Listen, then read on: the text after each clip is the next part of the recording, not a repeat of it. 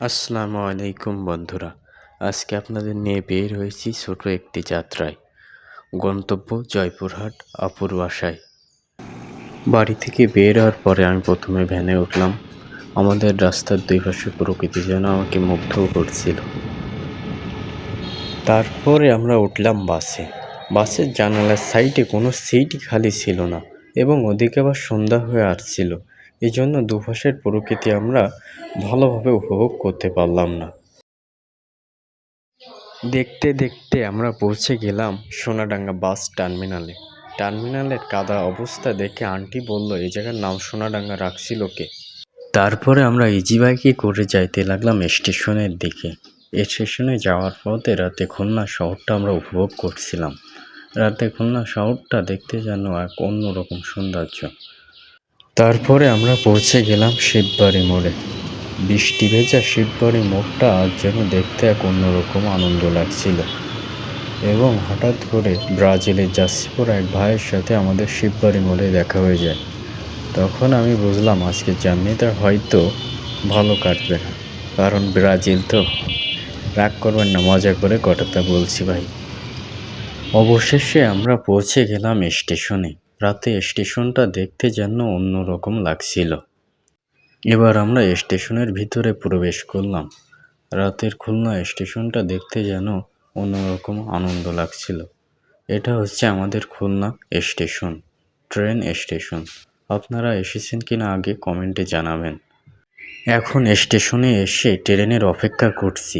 রাতের যাত্রা, তাই পরিবেশটা অন্যরকম লাগছিল। অবশেষে ট্রেন চলে এলো। এবার শুরু হলো জয়পুরহাটের উদ্দেশ্যে আসল যাত্রা।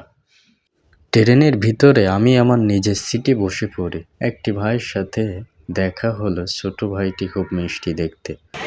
অবশেষে খুলনা থেকে আমাদের ট্রেনটি জয়পুরহাটের উদ্দেশ্যে ছেড়ে গেল এবং রাতের চারিপাশের প্রকৃতি আমরা সুন্দরভাবে উপভোগ করতে পারছিলাম না। এটা আমাদের ছিল দুঃখের বিষয়।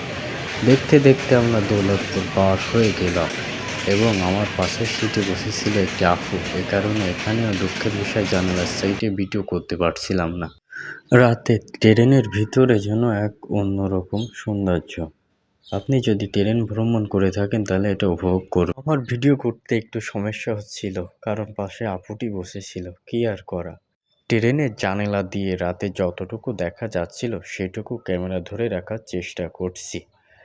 পথটা দীর্ঘ হলেও যাওয়ার আনন্দটা আলাদা। রাতের স্টেশনগুলো দেখতে অন্যরকম লাগছিল। আমরা স্টেশনের ফুটেজগুলো সুন্দর করে নিতে পারিনি শুধু আপুটির জন্য। কি আর করা, দুঃখ এটা আমাদের। অবশেষে আমরা পৌঁছে গেলাম জয়পুরহাট স্টেশনে। রাতের স্টেশনটা দেখতে সত্যি অন্যরকম সৌন্দর্য লাগছিল।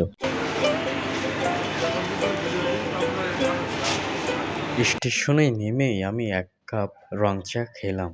এতক্ষণের ভ্রমণের শেষে এক কাপ গরম চা সত্যিই ভালো লাগছিল। এরপর দুলাভাই আমাকে নিতে আসে। অবশেষে আমরা পৌঁছে গেলাম আপুর বাসায়। বাড়ি থেকে বের হওয়ার পর এত রাত পর্যন্ত এই জার্নিটা আমার কাছে এক সুন্দর অভিজ্ঞতা ছিল। আজকে এই ছোট ভ্রমণটা আপনাদের সাথে শেয়ার করলাম। সবাই ভালো থাকবেন।